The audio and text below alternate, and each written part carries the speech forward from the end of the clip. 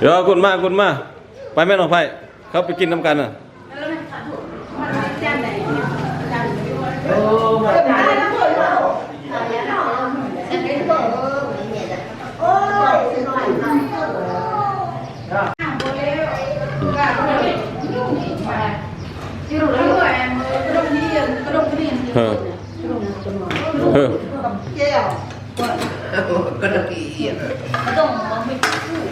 เมื่อกี้มาเพื่อนมา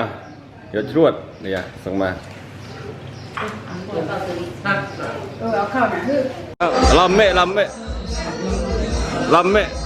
เอาคุณพี่ก็ขายในเก็ตเรียนไปมวยว่ะแซ่บอยู่ด้วยเนี่ยเรียนก้อนไม่กล้าแล้วก้อนลูกเลือกอ่ะเรียนก้อนลูกก้อนนี่เวลาเราก็ไปอายุแล้วโอเคตะกี้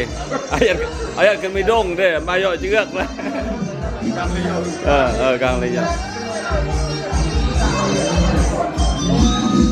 เดี๋ยวโยมจะย่างตำนอนได้ตำแน่มันเจอซึ้งแน่มันได้กุ้งเป็นผลงามมันได้ย่อกันนี่มาแห้งเอามันย่อพาเข้าสมาธิเดินเลย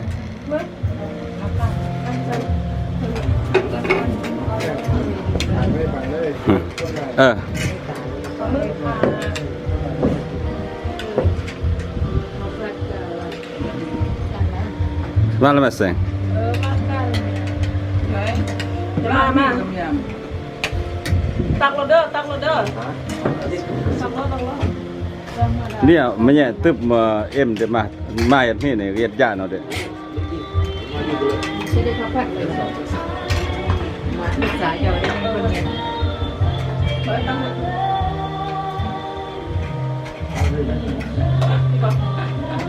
มาแพงเด้อมาเราแห้ง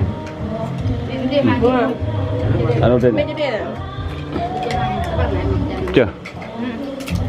เขาอยากมัดแดดทั้งคนเนาะ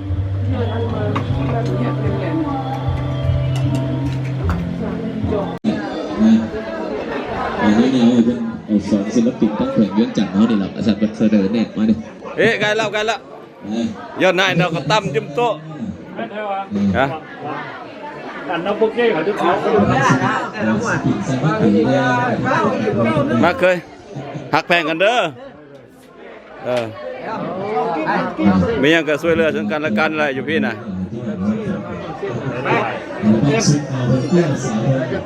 ก็ยังทั้งตั้มย่อมแล้ว